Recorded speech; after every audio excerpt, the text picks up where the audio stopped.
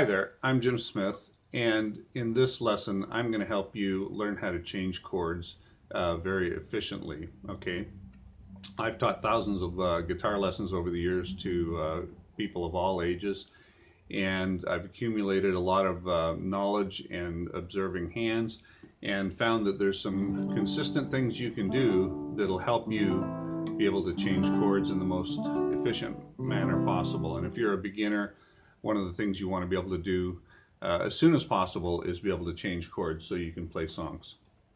All right, so there's a few considerations we need to go through first before we get started. One of the first things is buying a guitar that fits your body. So I'm a pretty big guy, I'm 6'2", and I can pretty much hold any guitar. You'll see a lot of people playing these beautiful dreadnought guitars, big old Western guitars. And they're great if you're a big person, but if you're a new person just starting, you don't want a guitar that's 5 or 6 inches thick. Steel strings are a lot harder to press down, especially if the action is high off the neck. You don't want a guitar that has action high off the neck. So big old dreadnoughts, probably for experienced players or bigger people. And and you'll see a lot of people sitting here like this. That's not the best way to sit with their guitar, but we'll talk about that in a second. So what I recommend is, if you're a smaller person or a young person, get a half-size guitar, and you can just wrap your fingers around it very easily, get a reasonably thin neck, get one with good action. Again, how high the strings are above the fretboard really matters, especially for young people that don't have a lot of hand strength. Just makes it harder to play. This one here, actually, if you look at the action a little bit, it's pretty high. I would want it lowered if it was something I was going to use or one of my students. So that's something to consider too. So I'm going to use this Cort guitar here. It's about 4 inches in depth on the body.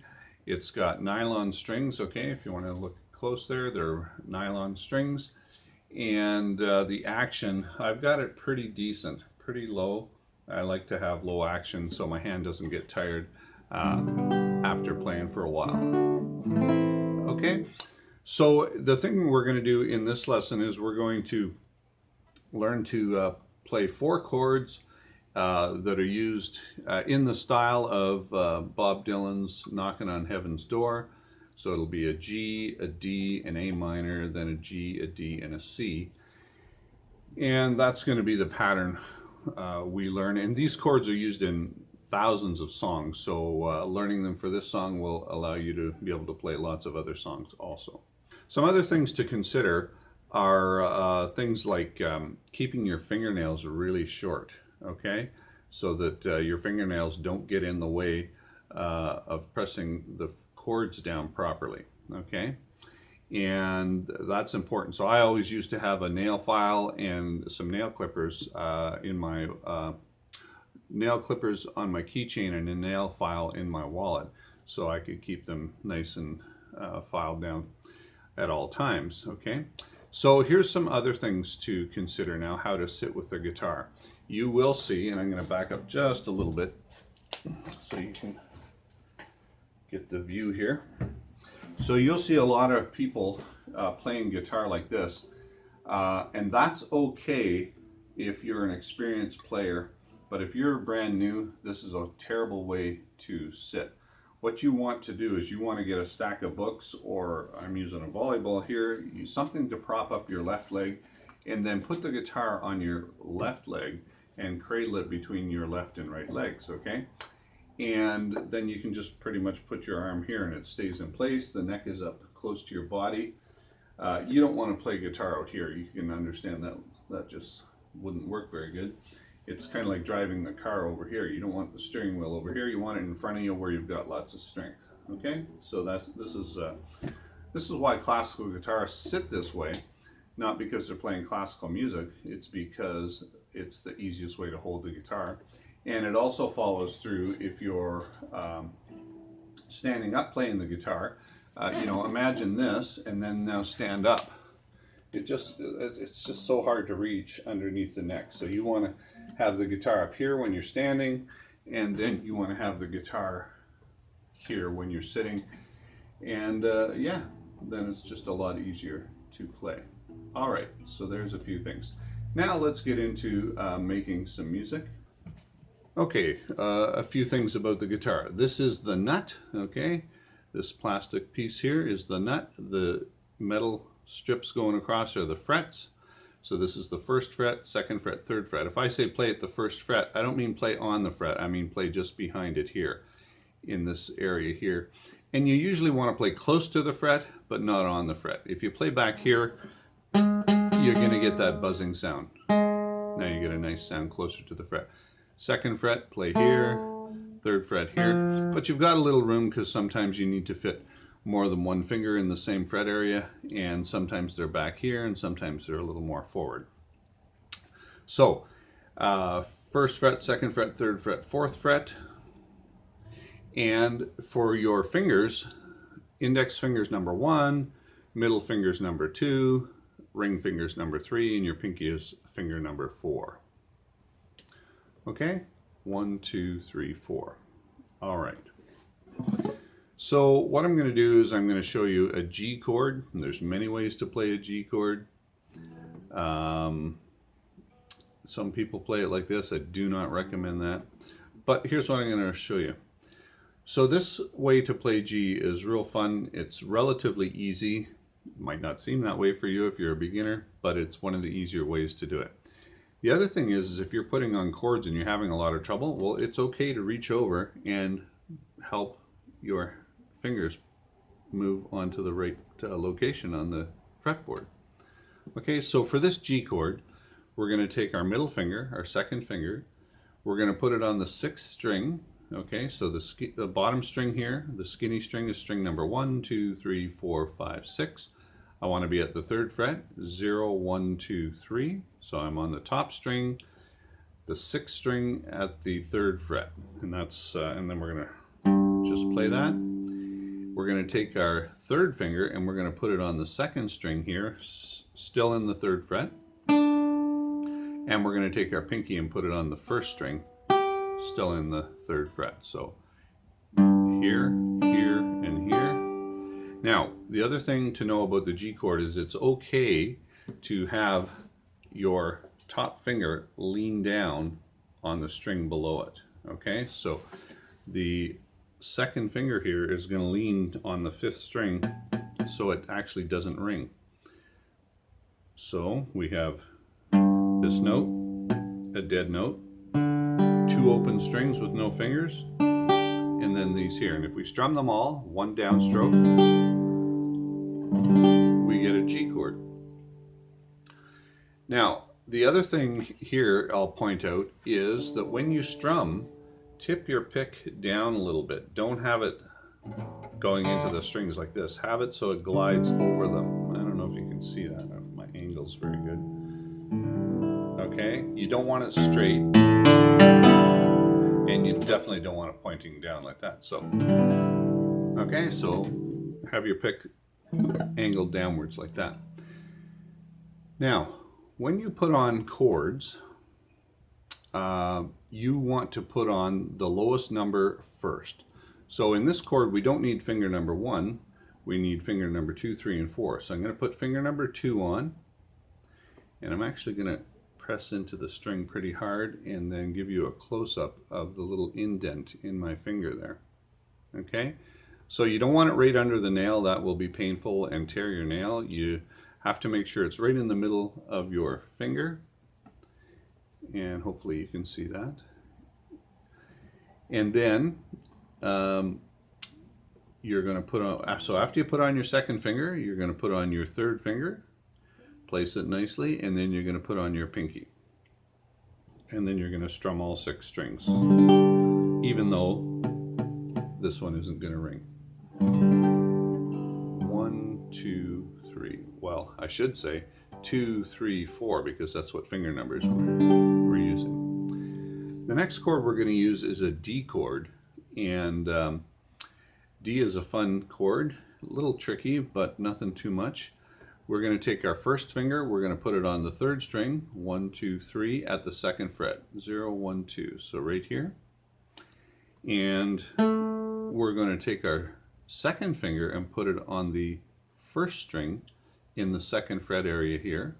Okay, we're going to put finger number 1 on, then finger number 2 on the first string, and finger number 3 is going to sit here on the second string. Now there's a tricky little thing with the third fingers, because you don't want this third finger leaning down on the string below it or touching the string above it. So you have to make sure that your finger, if I can do this, is coming off the fretboard straight out. It's not leaning down and it's not tipping up like that. Another thing to be aware of is don't let your fingers collapse when you're playing chords. If they do that, they will land on other strings and block things out. Okay, so if you are doing this, collapsing your finger here, you might get this note to ring, but this note you want down here won't ring because this finger's leaning on it. So you have to leave your fingers curved like this when you're playing chords. Okay, so finger number 1, third string, second fret. Finger number 2, first string, second fret. And finger number 3, second string, third fret. So I'm going to move these fingers as close to the fret as I can without touching them, and that'll put this finger here in a good position. Now the D chord is a 4-string chord, 1, 2, 3, 4, and the name of this string here is D. So it makes sense that if we're doing a D chord, we're going to add in the open D. Gives it a nice full sound. Okay, so finger number 1, finger number 2, finger number 3. So let's go back to G. Finger number 2, finger number 3, finger number 4, play the chord. Now when we're changing to the D chord, there's a few rules you want to follow. You do all of your lifting of fingers first. So you don't want to lift one finger off, then put a finger on, then lift another finger off, then put another finger on. That's the wrong way to do it. Eventually you want it so you can just pop the fingers off all at the same time. But before you are able to do that, if that's a challenge, lift off your fingers one at a time, but in the lowest to highest number order. So lift off 2. We don't need to lift off 3 because it's a common note between the G and the D. Lift off your 4th finger. Now that all the lifting's done, we are going to put on our first finger, and we are going to put on our second finger, and our third finger is already there because it's a common note between these two chords. G, lift, D, and we didn't really even need to put that finger on because it was already there. So when putting on chords, put the lowest finger number on first. Don't lift any fingers if you don't have to, and then again put them on lowest to highest. Okay, so we've got G, we've got a 4-string D, and the next chord we're going to do is A minor, and you know, that leads us into the old joke, what do you get when you throw a piano down a mine shaft? Yes, you get a flat minor. So here's an A minor. You can forgive me for that joke. But anyway, so for A minor, we're going to put our first finger on the second string at the first fret. So second string, 0, first fret, right here. Our second finger is going to go on the 4th string at the 2nd fret. So 1, 2, 3, 4, 0, 1, 2. That's where it's going to go. And the 3rd finger is going to be on the 3rd string at the 2nd fret. 1, 2. So first finger on the 2nd string, 2nd finger on the 4th string, 3rd finger on the 3rd string. A minor is a 5-string chord.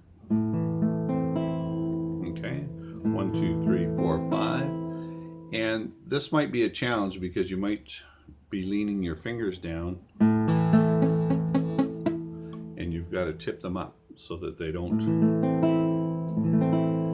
Now, the other thing you don't want to do is you don't want to have your hand jammed up against the back of the neck like that. You want to have a little area, a little open area here.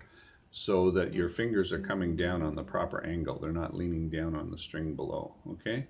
So that's important. The other thing here, and let me just turn right around here, is when you are holding chords, sometimes your thumb is high, sometimes it's low. So you have to be careful of that. Generally speaking, when I'm doing chords, my thumb is kind of in this position here. Okay? All right. But definitely do not have your hand jammed right up against the guitar like that. You don't want that.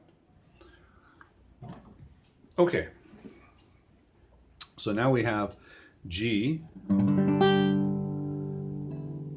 to D, 4 strings. Now to go to A minor, we have to lift all our fingers. So this one might not be too hard for you to do. If lifting them all off at the same time is a challenge, then just lift off finger number 1, lift finger number 2, then lift finger number 3. When you put on A minor, you put finger number 1 on, then 2, then 3. And remember, it's a 5-string chords. If it's not too much of a challenge, you can reach around and block that top string so it doesn't ring. But don't worry about that if that's a challenge at all. Now we're going to go back to G. So we're going to lift off our fingers, finger number 1, then 2, then 3. Now again, lifting this chord off might not be too much of a challenge. You might be able to just pop them all off easily like that. Now, your goal is to be able to form chords in the air and drop them on all at the same time. And after thousands of repetitions and maybe months or years of playing, you'll be able to do that. Okay, but until that point, these guidelines of putting the lowest number finger on first, 1, then 2, then 3, and if you had a 4-finger chord, this version of G has 4 fingers, 1, 2, 3, 4. Put them on in that order. Then after a while, you might be able to put on 2 fingers at a time, and then the other 2, or maybe 2, then this one, and eventually that'll lead to 2 and 2, and eventually that'll lead to everything all on at the same time. So that's the goal, is to put everything on all at the same time, take everything off all at the same time, but that definitely might not be possible for you for quite a while, maybe a month, maybe 6 months, maybe a year, but if you stick with it, you will get it for sure. All right, now the other thing about chord changing is it's like walking. If you do it every day, you're going to get great at it, but if you only do it once a month, you're probably not going to be very good at it, okay? And that's true with most things in life. If you do them every day or almost every day, because it's hard to do anything every single day, but if you do something regularly, you're going to get good at it, and if you do it a lot every day, it's going to become fun and easy. Back to our chord progression. We have G, we have the D, we have the 5-string A minor. We're going to go back to our G, finger number 2, 3, 4. Then we're going to go back to D. And then this time we're going to go to a C chord. Now a C chord is very similar to A minor. The first 2 fingers are in the exact same places. The first finger's on the 2nd string, 1st fret. The 2nd finger's on the 4th string, 2nd fret. And this time, instead of putting the 3rd finger on the 3rd string, here we are going to move the 3rd finger to the 5th string at the 3rd fret. So it's the 5th string, 1, 2, 3, 4, 5 at the 3rd fret, 0, 1, 2, 3. So 1st finger's on the 2nd string, 2nd finger's on the 4th, 3rd finger's on the 5th, and it's a 5-string chord. Okay, again, if you can just reach your thumb over top, block that a bit, that would be great, because when you strum, you don't want to hear this low E. You don't want to hear this. That E kind of drowns it out. If you can block it, or just be accurate with your strumming, okay? So, to put the C chord on, finger number 1, 2, 3. From From here, we're going to go back to G, so we have to lift everything. Boom, boom, boom. Put finger number 2, number 3, number 4. So our chord progression goes G to the D. The first time to A minor. 1, 2, 3. And then we go back to G, to the D, and the second time we're going to go to C. So G, D, A minor, then G, D, C. Now the C and the A minor last for twice as long as the G and the D. So here's how you're going to count the song here. 1, 2, 3, 4. 1, 2, 3, 4. 1, 2, 3, 4. 1, 2, 3, 4. 1, 2, 3, 4. 1, 2, 3, 4. 1, 2, 3, 4. 1, 2, 3, 4, and then end. So you can repeat G, D, A minor, G, D, C as many times as you like. When you want to end, you'll probably want to end on a G. It will sound finished then. So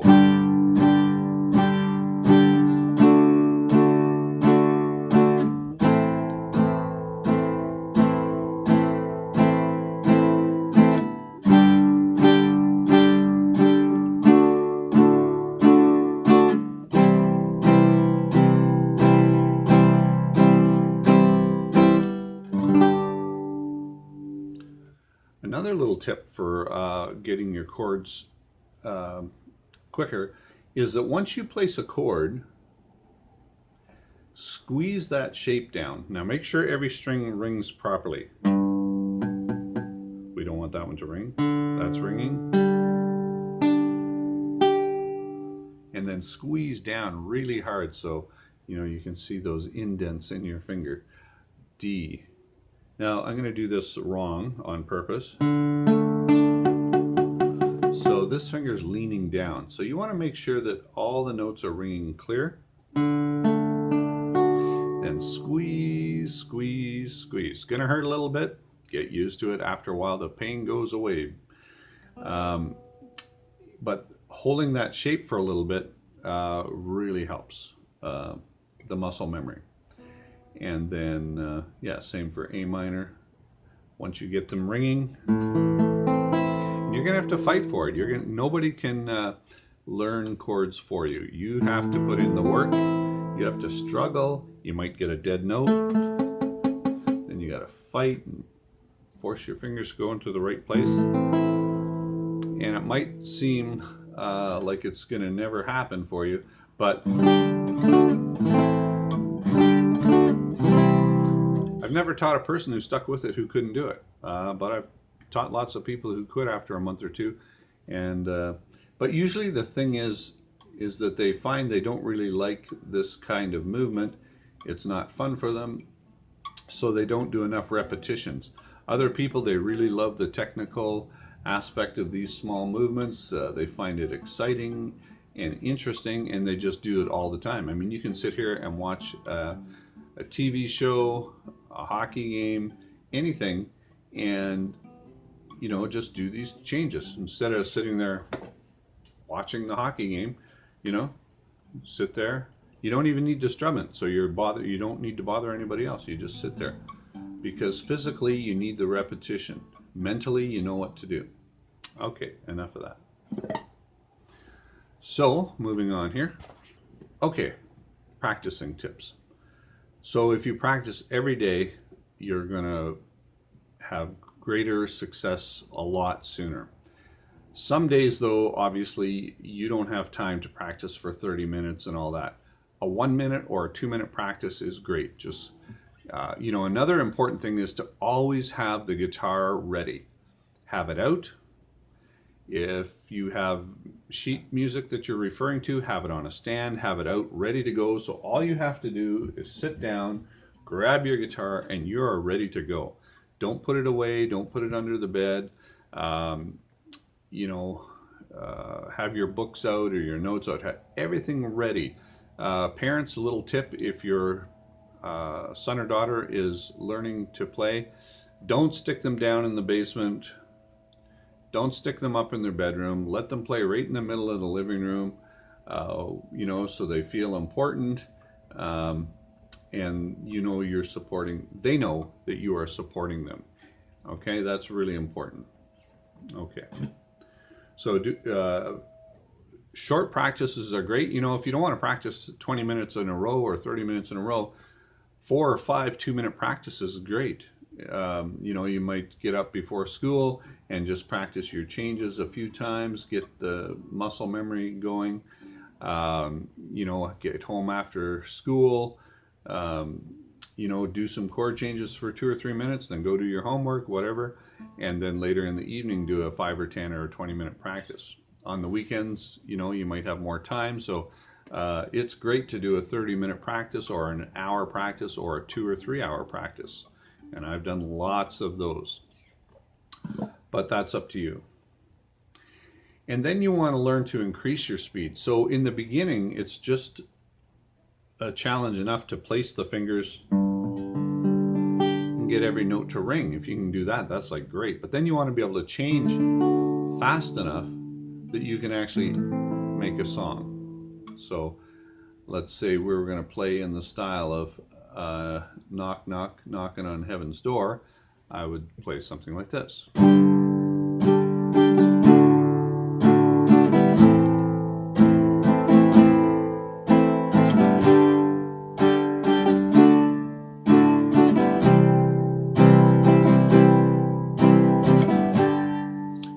Thing is that I'm holding the chords for a long time, but when I have to change them quickly. So you might want to practice changing just from one chord to another a whole bunch of times.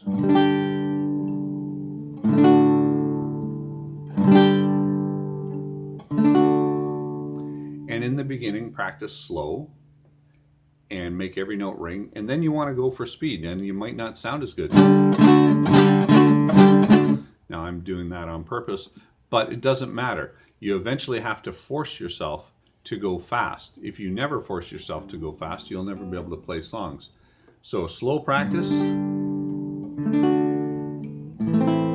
nice and clean. And then you want to go, you could even time it. So let's say you're going to do the chord progression G, D, A minor, G, D, C.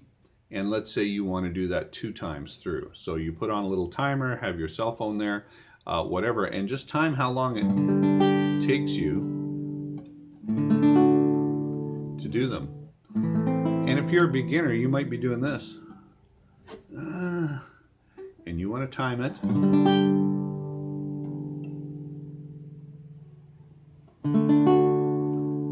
And this is the second time through, so I'm going to go to C.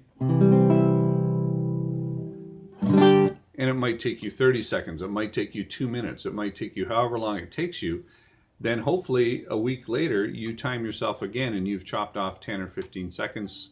Sometimes you'll be surprised, and if you have a good week of practice, you can take it from like a minute down to 30 seconds or down to 20 seconds, and you're like, wow.